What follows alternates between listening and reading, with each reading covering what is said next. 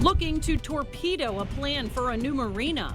From noise to erosion, the reason some longtime Gallatin residents are fighting this development. Plus, more than $2 million spent on security without an officer in sight.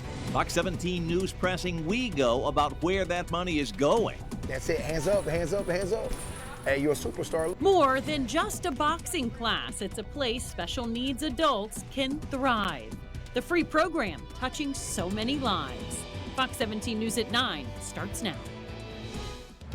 Middle Tennessee's only primetime news. This is Fox 17 News at 9, your Code Red station. That whole recreational area would have to be a no-wake zone.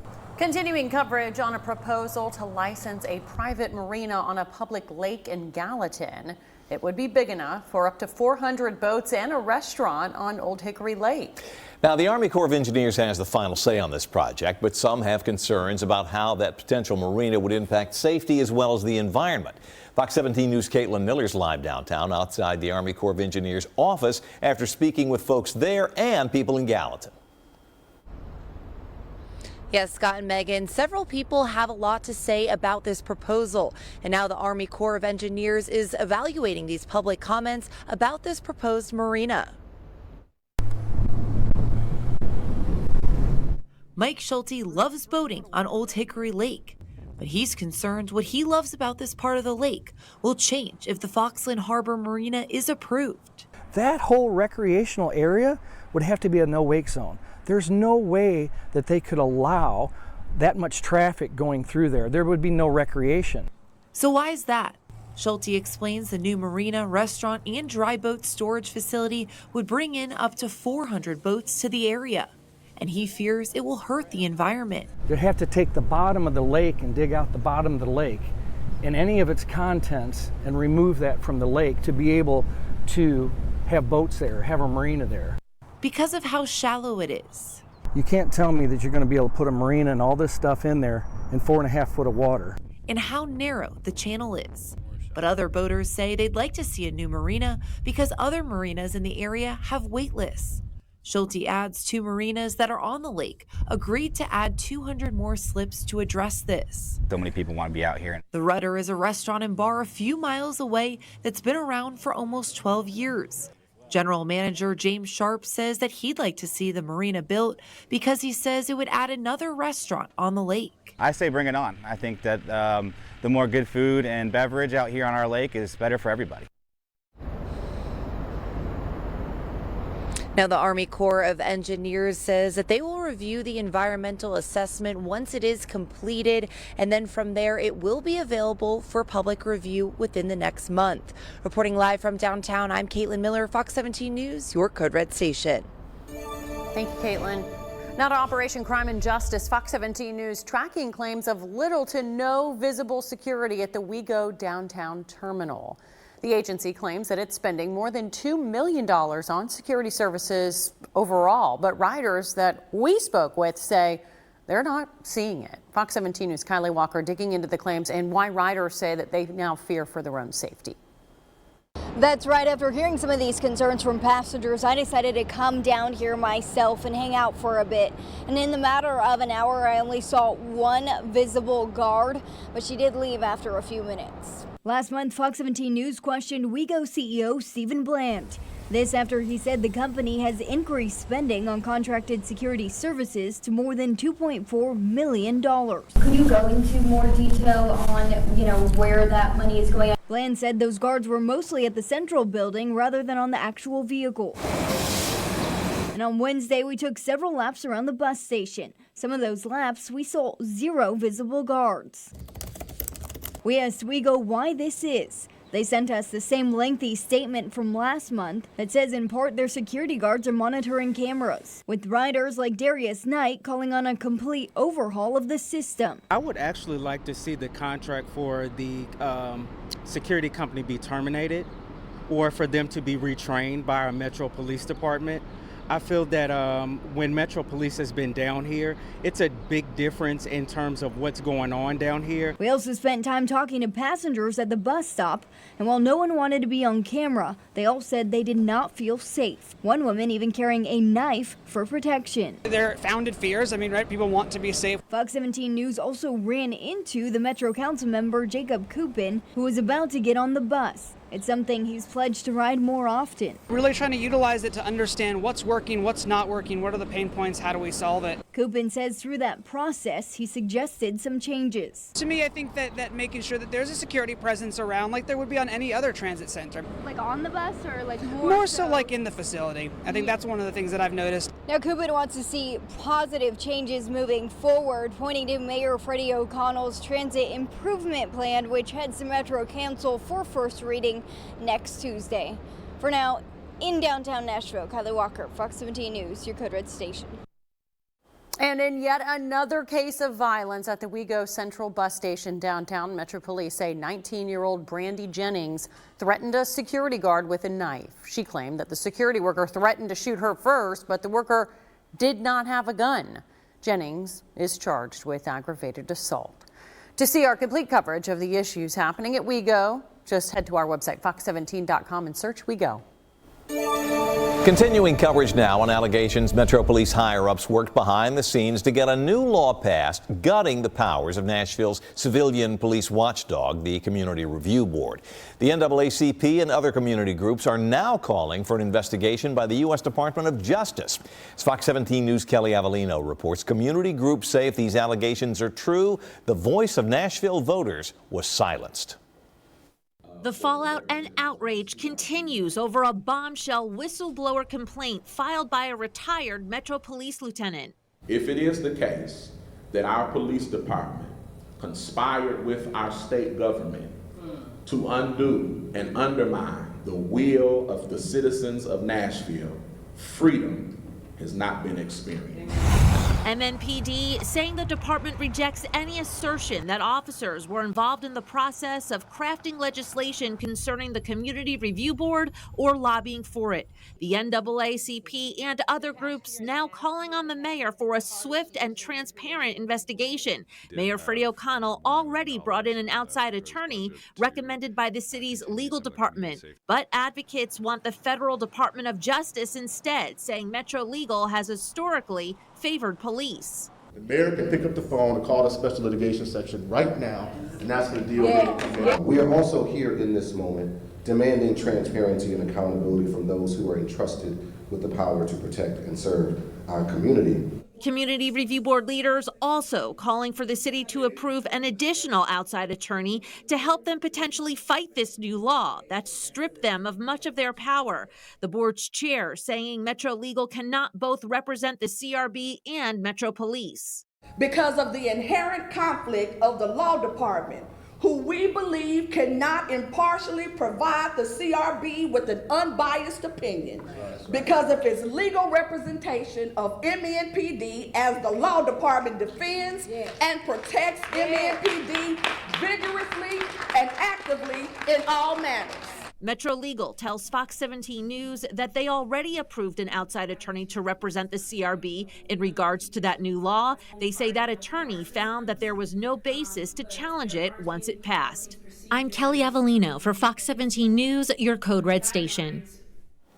Now, it's important to know that Mayor O'Connell says he approved the hiring of an independent counsel to review these allegations and emphasized that investigation has to be above reproach. Attorney Ed Stanton, he says, has a long history of successfully investigating complex governmental matters, and the mayor says it's appropriate to allow this investigation to play out with autonomy.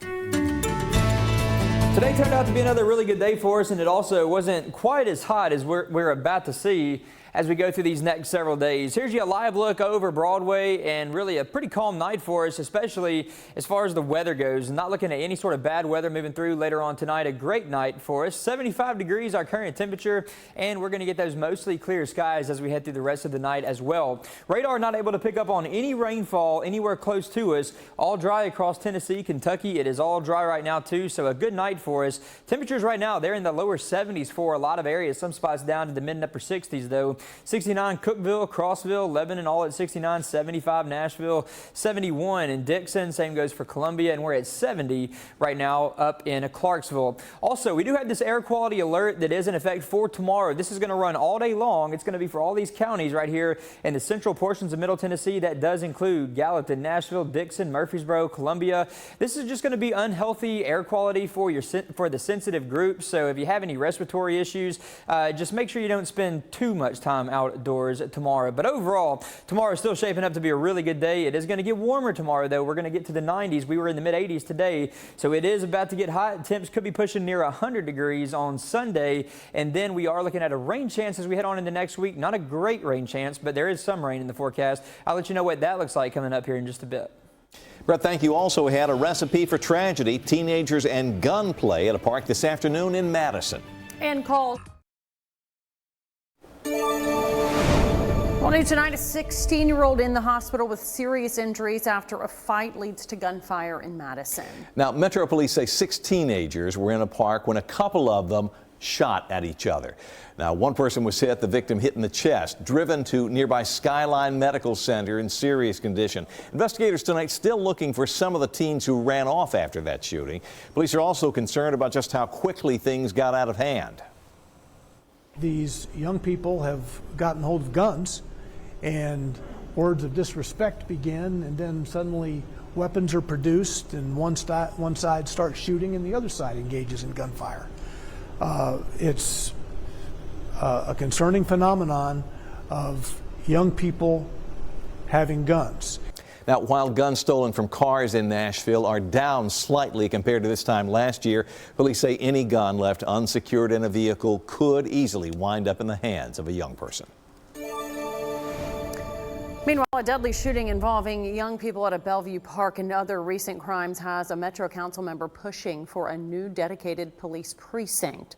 Fox 17 News' Karen Aguilar is in Bellevue tonight with more.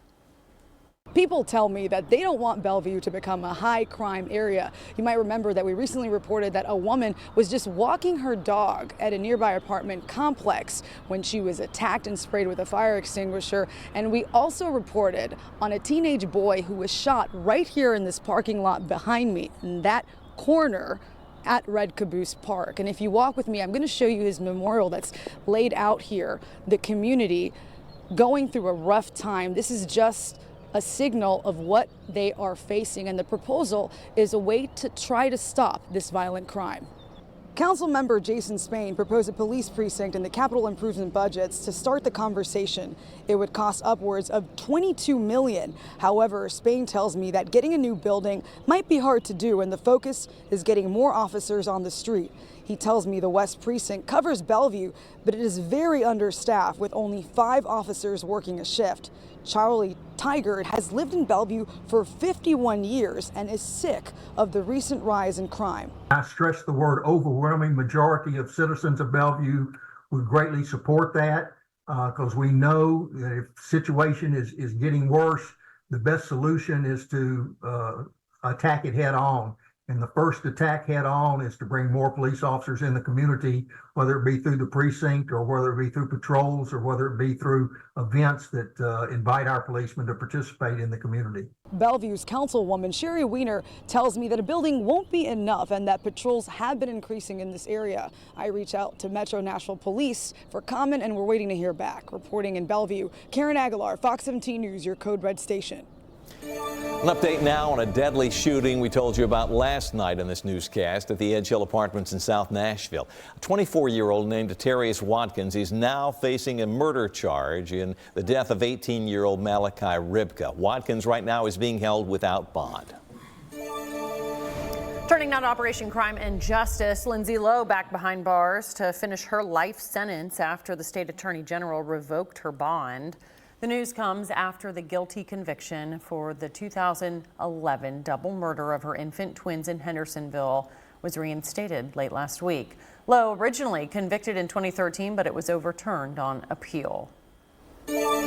Update tonight on the Red Frog organization that set up shop here in Nashville during CMA Fest last week. The international nonprofit says it handed out 33,000 cups of water, provided nearly 2 gallons of sunscreen, and helped charge nearly 1,900 phones. Red Frog volunteers says they walked over 431,000 steps, helping people get back to their places safely. Its mission is to reduce tragic outcomes like the recent death of Missouri College student Riley Strain downtown. Today was about I guess we'll call it the coolest day that we're going to see for the next several days. We had a high temperature at 84 right here in Nashville.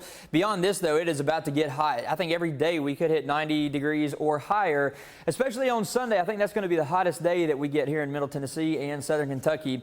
Live look over Broadway, still just more of the same. A little bit of a crowd out there on this night, 9:19, the current time and the current temperature, 75 degrees. Mostly clear skies. We're going to stay like that through the rest of the night. All dry on radar, really no rain anywhere too close to us. High pressure in control, still keeping us dry across Kentucky and Middle Tennessee. No rain that we're having to worry about right now or for the rest of tonight. Temperatures, they're in the 60s and 70s depending on where you're at. A lot of 70s on the map, some upper 60s out here east. 69 Cookeville, same goes for Crossville. 69 in Lebanon, 71 in Dickson, 71 as well down in Columbia. Here's future track, not really showing much activity at all for the rest of the night. That's going to stay far away from here. Thursday, we're going to be off to a dry start, stay dry through the rest of the day. Friday, we're going to see some showers try to work their way in from southern Indiana, southern Illinois. Those are going to keep on trying to move south, but I think most of that will fizzle out before it can reach us. Maybe a stray shower at best on Friday, but overall, I think we're mostly all dry for Friday. Saturday morning, we're off to another dry start. We'll stay dry through the rest of Saturday, and then as we head on into Sunday, maybe a couple of isolated showers. This model is trying to pick up on some others, not really showing much at all for Sunday. I think we're really going to have to wait until Monday or Tuesday before we finally start to bump up that rain chance a little bit, and even then it's not going to be the greatest chance for any rain. About a 20 to 30% chance for some showers and thunderstorms. Humidity values also going to be going up as we head through the next few days, so a little bit more humid than what we had today. 61 degrees your overnight low temperature tonight, mostly clear skies. Tomorrow we started out in the mid 60s at 7, upper 80s by noon, lower 90s for your temperature by 5 o'clock. And a real quick look at your Bonnaroo forecast too. This is for the forecast in Manchester for June 13th through the 16th. Lower 90s Thursday, Friday, mid 90s on Saturday, and then Sunday, I think we'll have temperatures over there going to the upper 90s. Thank you, Brett. Getting the blood pumping while one boxing classes. Continuing coverage now on the crisis at our southern border as federal agents arrest several people with suspected terrorism ties who crossed the border illegally. Fox 17 News' Matt Gulka has more. And by the way, you can let us know what you think by scanning that QR code that will appear here shortly on your screen during this story. 8 Tajikistan nationals arrested in New York, Philadelphia, and Los Angeles are in ICE custody. The New York Post reports some of the people arrested were discovered to have possible ties to ISIS members overseas. The discovery was made after the group initially crossed the southern border illegally before eventually being screened and reportedly given court dates. The open border has welcomed many dangerous people. Republicans seized on the opportunity to blame the Biden administration policies for the potential terror threat. One of the people arrested was allegedly talking about bombs, information obtained through a wiretap. I've been meeting with some of the ambassadors from Uzbekistan, Tajikistan, Kyrgyzstan in my office over the last several months. They've been warning us that there are central agents coming across the southern border that may have terror intent. Last night confirms it. So I'm very concerned. FBI Director Christopher Wray last week warned Congress of potential threats through the border. We have seen over the last 5 to 6 years an increase in the number of known or suspected terrorists, in other words, watch-listed subjects attempting to cross the border. And that is of concern. Some Republicans also point to the stunning number of gotaways, immigrants who avoided agents but were still spotted entering the country. Around 1.6 million gotaways have been reported since President Biden took office in 2021 through 2023. That's more than the entire decade of 2010 to 2020, where there were 1.4 million. None of us knows exactly how many of them are here, may have set up terrorist cells in America, because the border's been wide open for 3.5 years. The group that was arrested was reportedly being watched for more than a month. Right now, investigators don't believe they were specifically sent to the U.S. to commit terror acts, but they did want to move to stop a plot before it developed. Reporting in Washington, I'm Matt Gelka. Well, during that story, we had a QR code linked up to this poll asking the question, do you think the situation at the border has turned into a national security risk? The results there on your screen, 775 people weighing in. 90.6% of respondents say yes, this has turned into a national security risk, compared to just 9.4% that say no.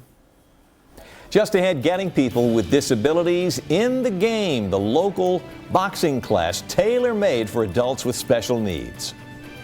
And are more black voters choosing Trump or Biden? We'll hear from a panel of voters. Nearly 22 million children living in America rely on schools for their meals. Fox 17 News and our parent company, Sinclair Broadcasting. Sure.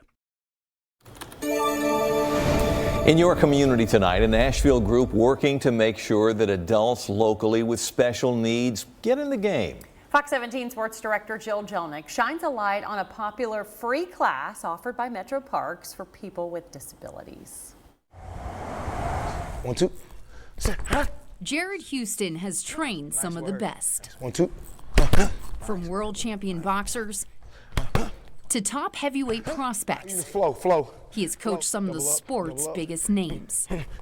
Nice, double. But his heart Come on, Tay-Tay. belongs to his Friday afternoon class. Everybody ready?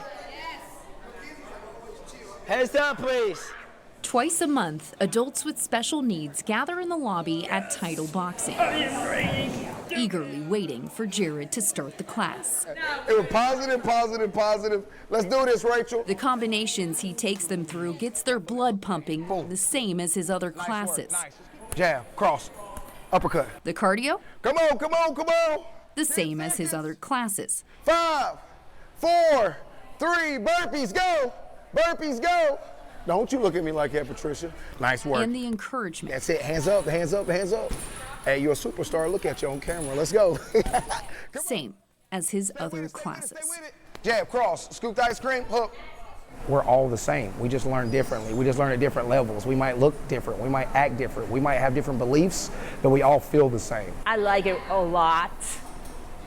It's more fun. It's more exercise, make you calm down. It's really good. Taylor Krieg is a regular at the boxing class. Perfect. Taylor will tell you that first and foremost, she is a princess, but she has also turned into quite the boxer. Straight punches, let's go. Taylor has grown in her confidence, in her ability to think and move faster. She had a little bit of difficulty being fast enough to do things, and it's gotten so much better. Here we go. While Jared coaches the class, it is managed Let's go, Max. by Metro Parks Disabilities. Good work. When the program started 2 years ago, Jared didn't realize at first that participants had to pay just to attend. Go with it. And he changed that right away. It was like the third class when he came to us, and he said, I can't do this anymore. And I'm like, oh, shoot. And then he said, I can't charge you all. This is not right. It puts in perspective why I do what I do. It's a heartbeat that I can feel, because you don't know that you're breathing until you stop breathing, until you panic. My heart stops. I can actually feel my heartbeat when I'm with them. I can feel it. Nice, Rach, come on. Metro Parks Disabilities serves roughly 160 people per week. Hook, scoop the ice cream. And while there are a handful of classes to choose from, Nice work, a little bit more, take that foot back. Jared's class is one of the few that is free. I hope more people will see what's going on here, and that more people can step up and make it more possible for them to be out there and to live a full life, be inclusive. When you take this Friday class, what do they take away? What do they walk away with? Pride and accomplishment, but a lot of pride. Good work, Harrison. Great job. Classes like Jared's also bring a heightened awareness to the disabilities community. Great work. Thank you, man. That people with special needs jab the same, sweat the same. Here we go, Blaine. And laugh the same. Ooh,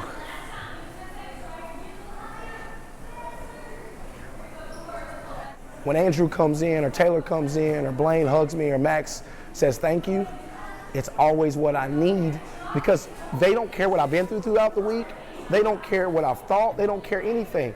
They just know in that moment we get to have fun, and whatever exchange it is joy.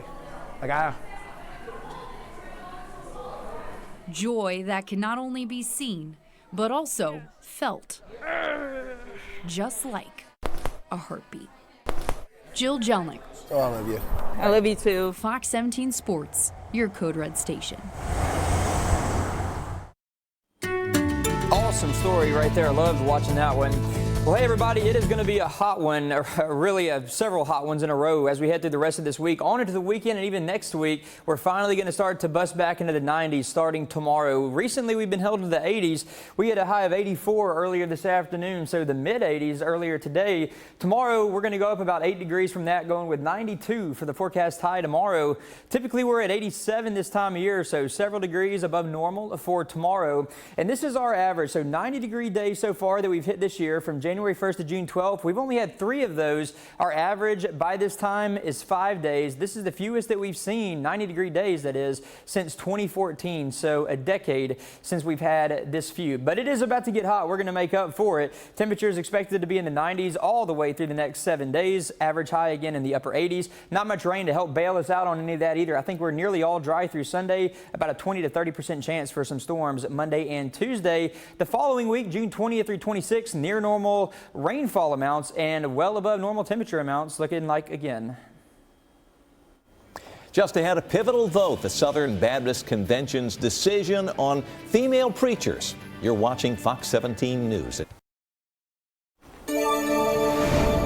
In politics tonight, both President Biden and former President Trump are working to gain more black voters in the race for the White House. And as Fox 17 News' Angela Brown reports tonight, Mr. Trump may be making some inroads.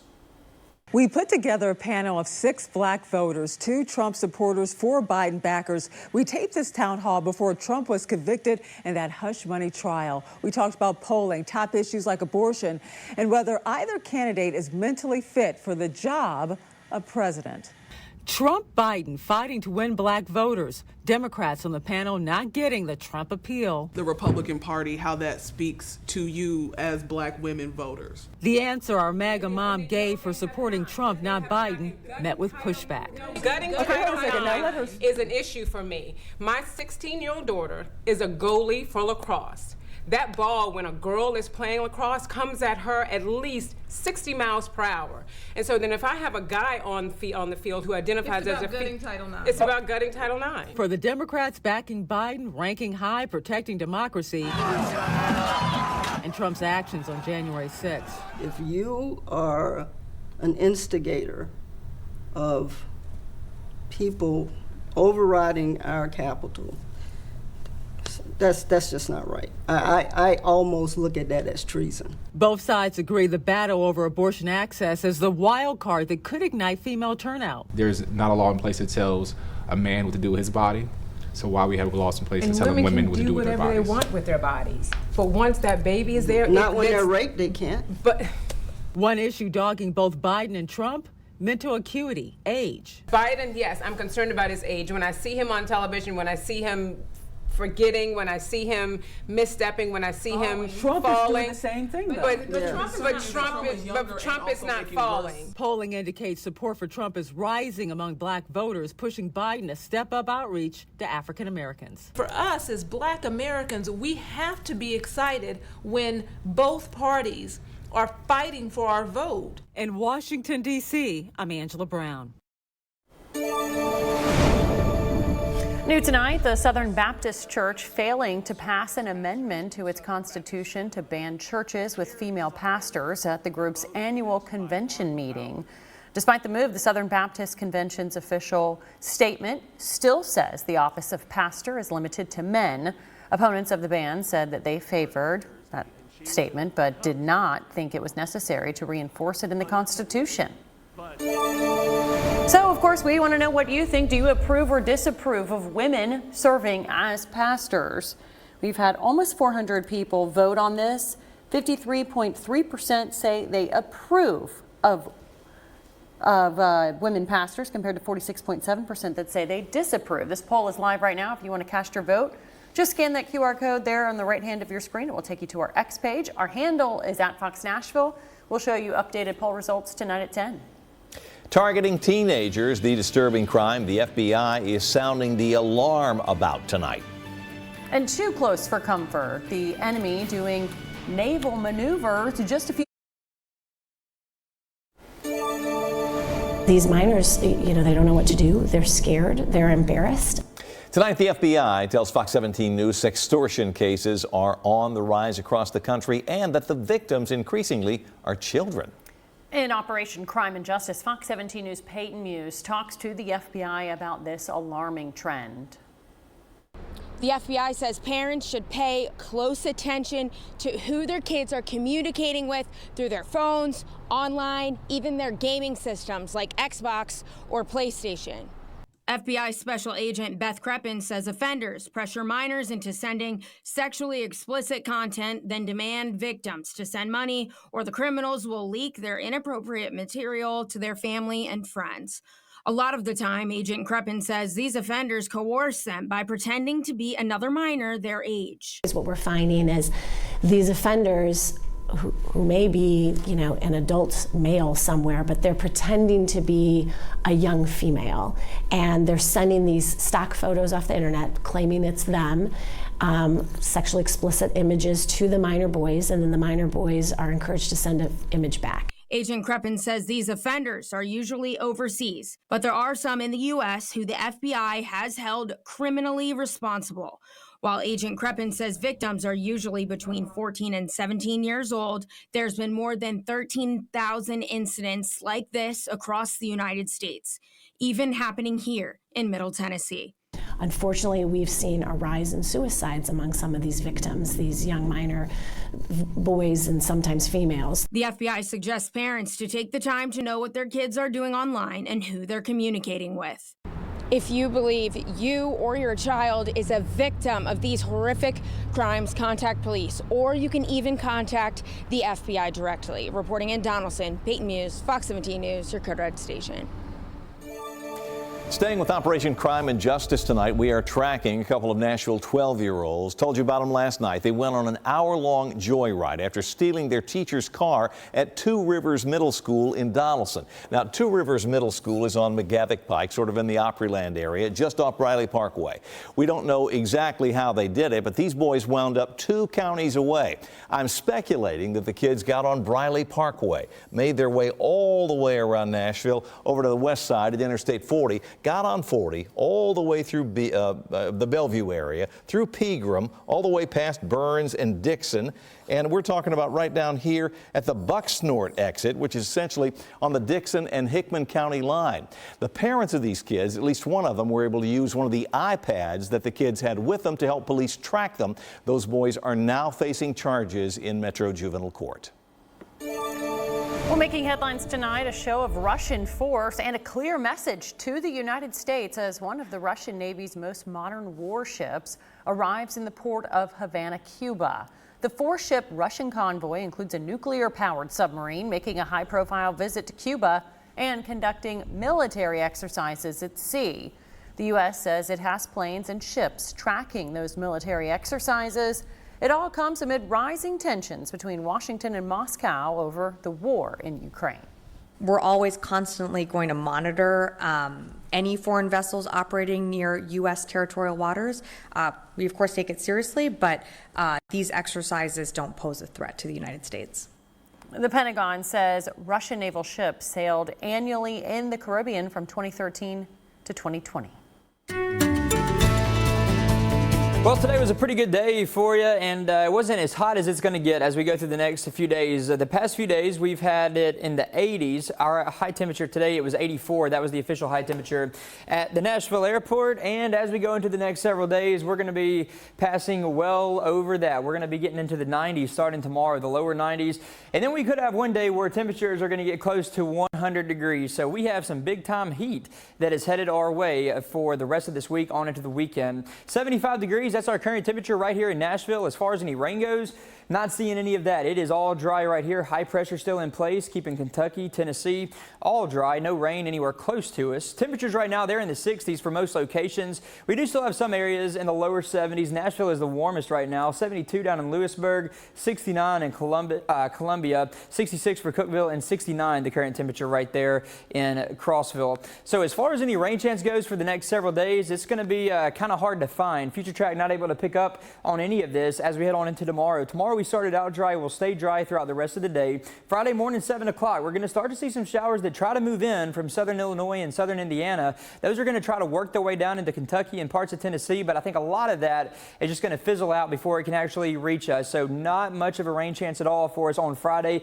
If anybody gets anything, it's going to be parts of southern Kentucky. Saturday we started out dry. We'll stay dry through the rest of Saturday. Sunday morning we're off to another dry start. This particular model is bringing in a chance for some isolated showers for us late in the day on a Sunday, so can't entirely rule it out, but I think a lot of Sunday is still going to look pretty dry for most areas. We finally start to increase the rain chance for Monday, and then as we head on into Tuesday too, but that's still only about a 20 to 30% chance for some isolated showers, maybe a couple of thunderstorms. Humidity values will start to go up as we go through the next several days too, so it is going to feel kind of humid out there through the rest of the week into the weekend. 61 our overnight low temperature tonight, mostly clear skies with calm winds. 87 your temperature by noon. We'll be in the lower 90s for the later part of the afternoon. If you're heading out to Bonnaroo, this is the forecast for Manchester, June 13th through the 16th. Lower 90s Thursday, Friday, Saturday we're in the mid-90s. Sunday we'll be in the upper 90s. Quick look at your 7-day forecast. It's 90s all the way across the board. 94 for Friday, same goes for Saturday. Sunday should be the hottest day for us.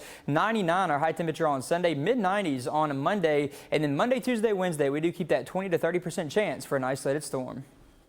Thank you. While having tough conversations. Since the first of the year, there have been at least 86 unintentional shootings by children in this country. And according to Everytown for Gun Safety, they resulted in more than 30 deaths. But experts say many of these tragedies can be prevented by having some important conversations. It can happen in an instant. Little hands on a gun can have deadly consequences. So because it's a leading cause of death in children, there are many things that parents are not aware of that they can do to prevent their child from being injured or killed by a firearm. Experts say the key to prevention is properly storing a firearm.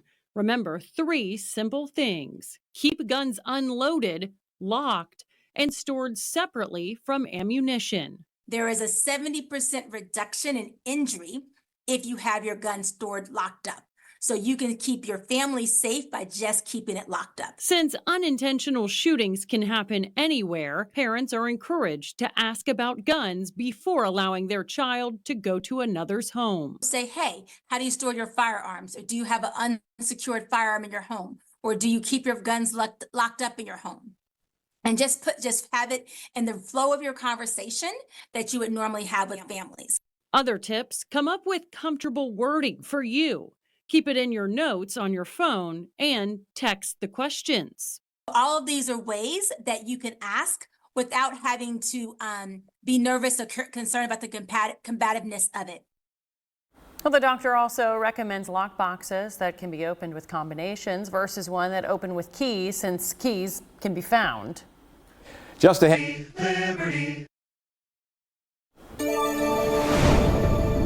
New tonight, the Franklin Police Department getting creative when it comes to hiring. Now, you really have to. Take a look at the new way that they're trying to reach potential job applicants. All the police cruisers in the city of Franklin now sport a decal, just like the one this guy's putting on right there. Looks like that.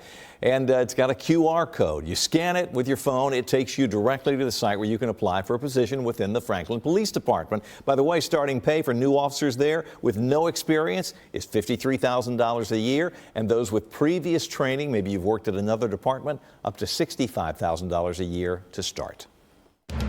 This is Fox 17 News at 10, your Code Red station.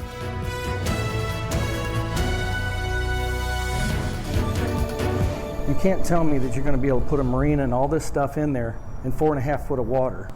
Continuing coverage tonight on a proposal to license a private marina on Old Hickory Lake in Gallatin. It would be big enough for up to 400 boats and a restaurant. U.S. Army Corps of Engineers has the final say, but some are concerned about how that marina would impact safety and the environment. Fox 17 News' Caitlin Miller joining us live downtown outside of the Army Corps of Engineers office after speaking with them as well as residents. Caitlin. Megan Scott, several people have a lot to say about this proposal. They even had more than 300 people at their public input meeting.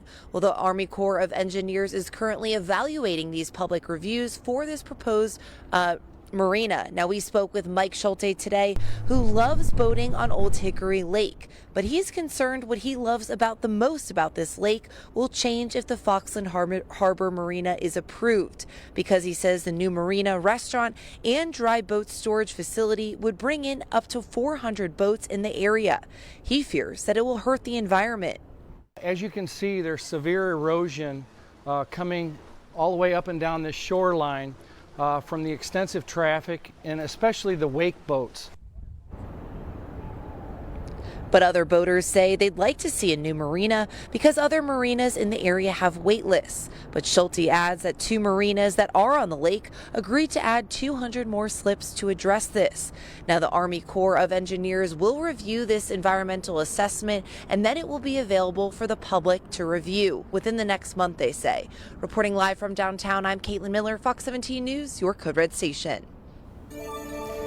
In Operation Crime and Justice, Fox 17 News investigates the lack of visible security, a presence in the wake of recent crimes at the WeGo bus station downtown. The transit company says it's spending more than $2.4 million annually on security services. But when Fox 17 News crews visited down there at the train station today downtown, we saw little to no evidence of actual physical security. Metro Councilman Jacob Coupin, who was a WeGo rider today as well, says he also saw deficiencies and plans to make some suggestions. To me, I think that making sure that there's a security presence around like there would be on any other transit center. Like on the bus or like more so like in the facility. I think that's one of the things that I've noticed. Today, Fox 17 News reached out to WeGo to ask why there is not a more visible security presence. WeGo sent us a statement from last month saying that their human security is augmented by a digital camera system. In Operation Crime and Justice, another instance of violence at the WeGo Central bus station downtown. Metro Police say 19-year-old Brandy Jennings threatened a security guard with a knife. She claimed the security worker threatened to shoot her first, but this worker did not have a gun. Jennings is charged with aggravated assault. To see our complete coverage of issues at the WeGo bus stations, go to fox17.com and search WeGo. Continuing with Operation Crime and Justice, a woman accused of killing her newborn sons in Hendersonville in 2011, who was set free after a judge opened the door for a new trial, is now headed back to prison. Tennessee's Criminal Court of Appeals overturned that lower court ruling, now reinstating Lindsay Lowe's conviction. Prosecutors then filed a motion to revoke her bond. Lowe was convicted of murder and aggravated child abuse for killing her 2 newborn sons right after they were born and then hiding their bodies. New tonight, members of the Southern Baptist Convention vote down a measure to ban churches with women pastors. The official statement of the church says the office of the pastor is still limited to men, but it will not be enforced. Earlier in our newscast, we asked if you approve or disapprove of women pastors. Just over 400 people weighing in. 53.1% say they approve, 46.9% say they disapprove. Each night, head to our X page. Our handle is @FoxNashville. There's a new poll that you can weigh in on. Today, the temperature wasn't really too bad for us. We were able to get to the mid-80s right here in Nashville, but from here on out, it's just going to get warm and stay warm. We're going to have a several-day stretch of 90 degrees or higher as we go through the rest of the week, on into the weekend, even into early next week as well. Here's a live look over Broadway, and still not a huge crowd out there. 10:04 at the current time, and current temperature is 74 degrees. We're going to stay mostly clear, too, as we go through the rest of the night. As far as any rain goes, not seeing any of that anywhere close to us. It is all all dry right here in Tennessee and Kentucky, and we're really not going to have to deal with much of any rain chance through the rest of this week or weekend. We finally start to bump that up just a little bit later on next week. Temperatures right now in the 60s for a lot of areas, some spots in the lower 70s, upper 60s, Cookeville, Crossville, 66 in McMinnville. Same goes for Murfreesboro, 68 in Dickson, and it's also 68 in Clarksville. Some of those temperatures just updated too when I changed that graphic. Air quality alerts are in effect for a good portion of central areas in Middle Tennessee. All these counties highlighted in that shade of orange, so that does include areas like Gallatin, Nashville, Murfreesboro, Columbia, Dickson, all included within that air quality alert. That's going to be in effect all day tomorrow. So if you have any sort of respiratory issues, you're more sensitive to that unhealthy air, just kind of take breaks and don't spend a whole lot of time out there in that for tomorrow. So the main story for us is it's just about to get hot, and it's going to stay hot for the next several days and even the following week. I think we're looking at some very warm temperatures that are going to be in place across Middle Tennessee and southern Kentucky. The hottest day appears to be coming in on a Sunday. I think we could have temperatures reaching close to 100 degrees on Sunday. I'll show you that coming up in your 7-day in just a little bit. But then also we're going to finally be talking about a rain chance. We're going to have to wait a little bit longer on it though. Maybe a couple of stray showers late on a Friday. And then as we head on into next week, that's when we'll start to see that better chance for more showers and thunderstorms. Not a great chance. I'll show you what that looks like though coming up in just a bit.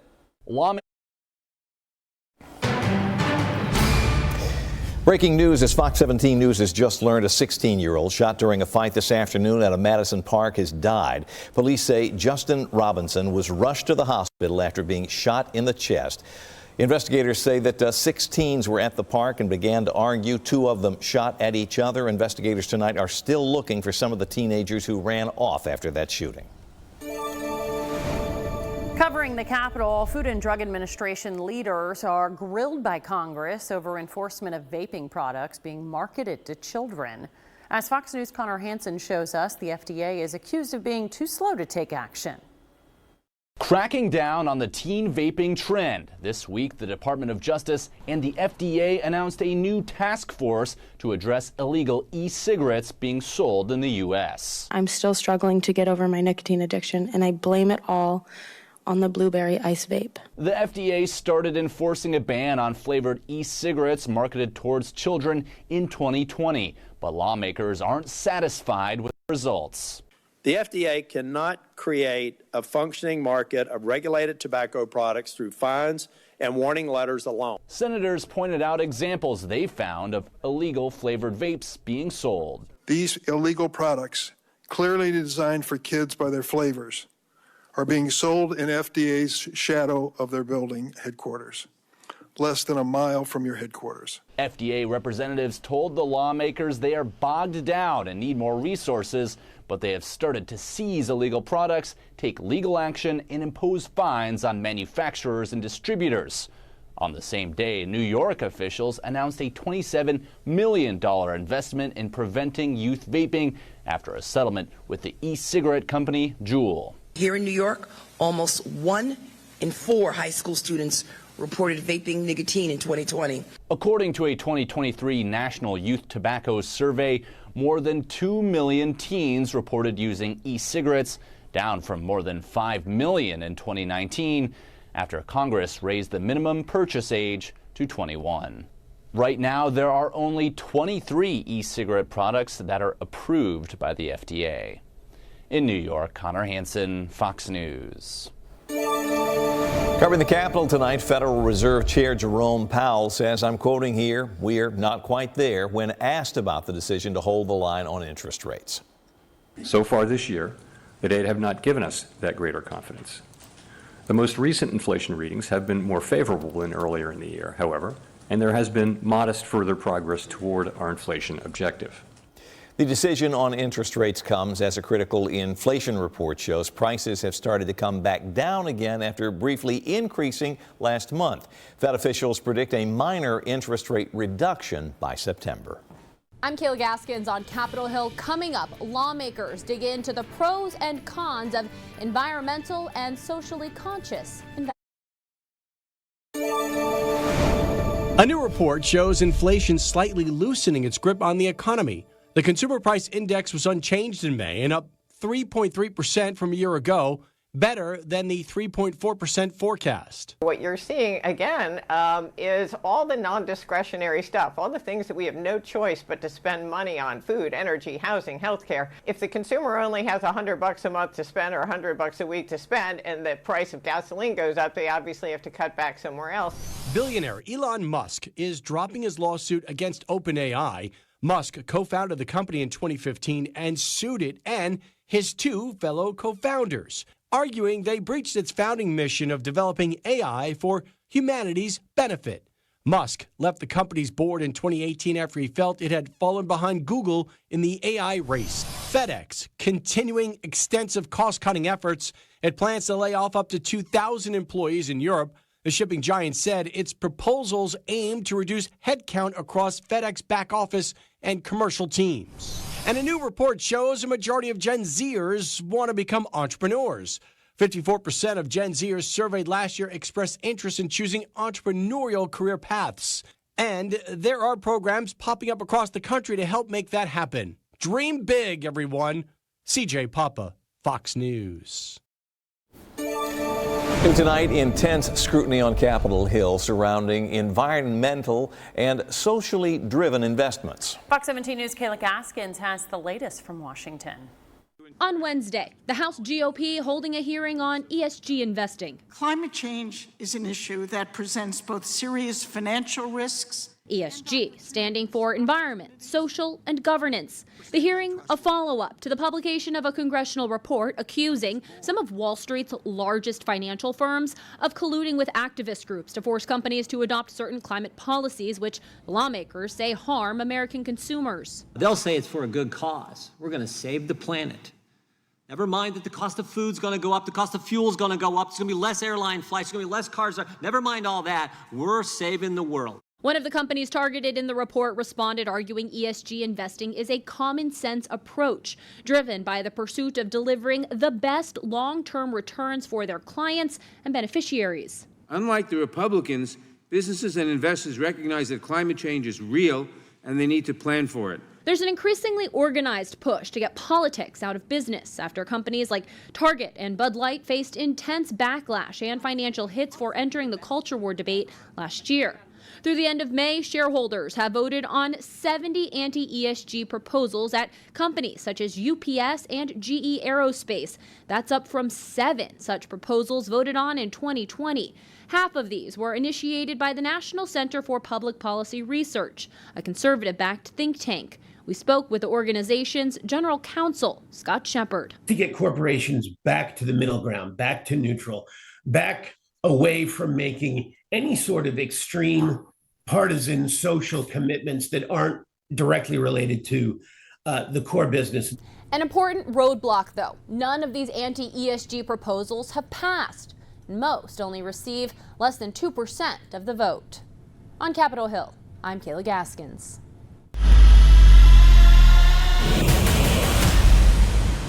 The Tennessee Titans are not done building their offensive line just yet. The team signing veteran tackle Jurgen Christian today, who has played the last 6 years in the league and started 9 games for the Cleveland Browns last season. The Titans are at the end of their offseason program, and even though Coach Callahan has liked the progress of his team so far, he did say that nothing is off the table when it comes to adding more. There's time now we can still add, and then there's also another player movement at the end of the training camp when you talk about roster cuts. But yeah, we're still actively looking. We'll never stop that process. We're always looking to add players that we think can help us in the right places. Well, the Titans have the left side of the offensive line solidified, but the starting right guard and right tackle are still to be determined. Well, it was another really calm day for us. Felt really good out there, too. 84 degrees, our high temperature today, and that's going to be the last day with below normal temperatures that we see for at least the next 7 days or so. But even then, the following week is still looking like warmer than normal temperatures, too. So we could have a several day stretch of 90 degrees or higher right here in Nashville. Live look over Broadway, 10:18 the current time. A little bit of a crowd out there right now. 74 degrees, that's our current temperature right here in Nashville. Mostly clear skies, and we're going to stay mostly clear, too. too as we head through the rest of tonight. Also, we're going to stay dry too. High pressure kind of still in control here, keeping Kentucky and Tennessee all dry. And we're just going to be staying dry for the next few days. I don't think there's much of a rain chance. I'll show you that coming up on Future Track here in just a bit. Temperatures right now, they're in the 60s and 70s. We have some mid 60s out east, upper 60s a little bit further to the west. So as far as any rain goes, not expecting any through the rest of tonight. Tomorrow, we're going to start it out to a dry start. That's a 7 o'clock tomorrow morning picture, all dry. We're going to stay dry through the rest of tomorrow too.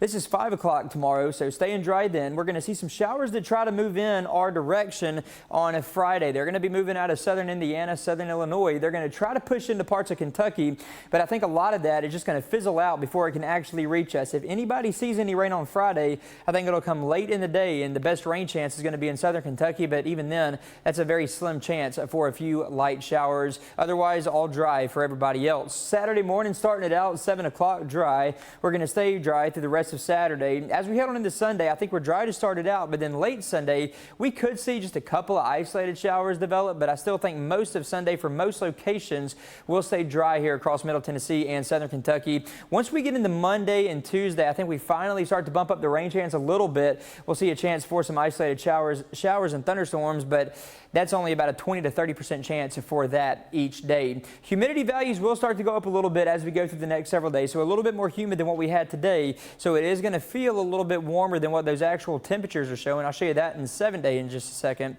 61 degrees, your overnight low temperature tonight. Mostly clear skies. Winds are going to be calm for us. A very calm night ahead. Tomorrow morning, waking up, heading out, 7 o'clock, mid 60s. By noon, we're in the upper 80s, and then by 5 o'clock, we're in the lower 90s. Quick look at Manchester coming up for tomorrow. Bonnaroo starts tomorrow, goes to the 16th. Lower 90s Thursday, Friday. Saturday, we're in the mid 90s, and then by Sunday, that's going to be the warmest day with temperatures in the upper 90s on Sunday.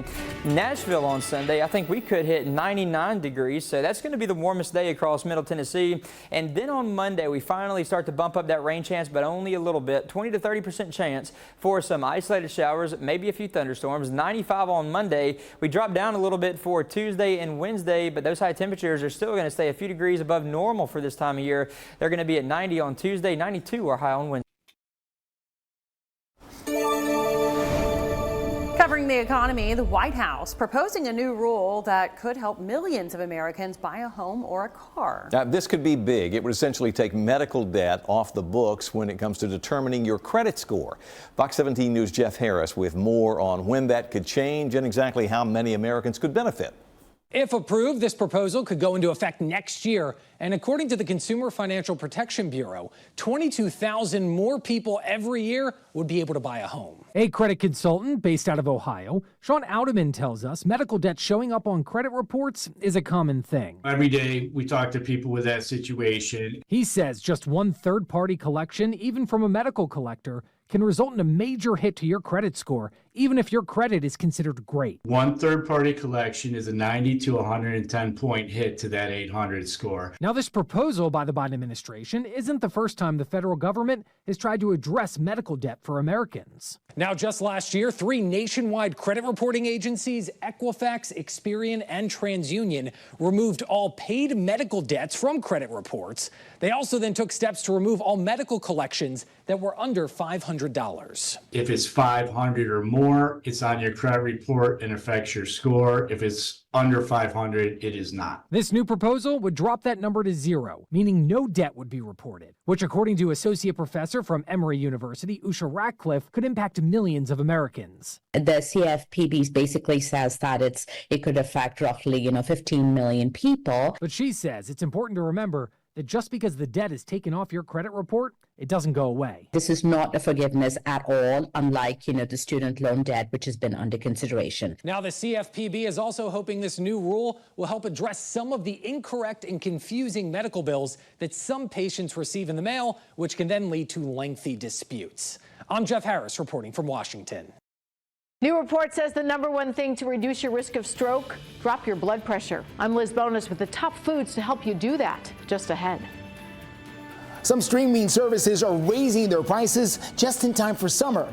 Now, the price hikes you may have missed, we're going to tell you how you can cut some of those costs. That's coming up Thursday morning on Fox 17 News this morning. We'll see you then. Nearly 22 million children living in America rely on schools for their meals. Fox 17 News and our parent company, Sinclair Broadcasting, are partnering with Feed America for the Sinclair Cares Summer Hunger Relief Program. You can donate by scanning the QR code on your screen or go to sinclaircares.com.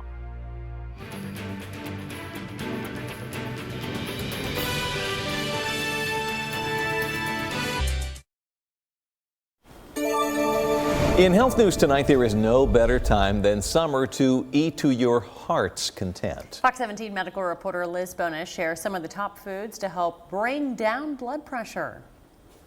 Hey there, hello to you. The number one thing you can do to lower stroke risk, according to a recent report, is to drop your blood pressure. And one way to do that is with what you eat. I get vegetables, I get the mushrooms. Just about every day, Radha Lakshmi stops in at Ohio's Madison's at Findlay Market for fresh foods. They're in season right now. I love the tomatoes, I love the fruits, I love the bread. So it's tomato sandwich. And no matter how you eat them, without fruits and vegetables in your diet, it's tough to bring down blood pressure, according to Preeti Bansal-Kursagar. She's a registered dietitian who owns Integrative Nutrition and Healing. Fruits and vegetables have several different things that will help your blood pressure. First of all, they are very high in fiber and they're low in calories. Lower calorie food, she says, can help drop weight. That's one of the best ways to bring blood pressure down if you're overweight. Summer's also a great time to eat these foods. We're busy all year, but summers do pick up because there's a lot of more local produce coming in. Because, as Laura Riley says, they also taste exceptionally good right now, too. The berries, when the berries start coming in, they really sell. Berries do top the list of best blood pressure foods. So do leafy greens, beets, garlic, and beans. Many of these help the balance of sodium and potassium needed for better blood pressure. To maintain the sodium and potassium balance, we need to increase the potassium intake. In addition to fruits and vegetables, you may want to add nuts such as pistachios, and seeds may help blood pressure. A lot of people use like pumpkin seeds or sunflower seeds. You can top your oatmeal with it. You can top your yogurt with it. And speaking of yogurt, low-fat dairy helps bring blood pressure down, along with olive oil and dark chocolates, in moderation, of course. In most cases, blood pressure should be about 120/80, unless your doctor suggests otherwise. With your health news, I'm Liz Bonus reporting. All right, tomorrow's the big day. The heat is coming. That's exactly right. You know, that heat is going to stick around with us for the next several days beyond tomorrow, too. 92 our high temperature tomorrow, so we're going to finally get into the 90s. Friday, we're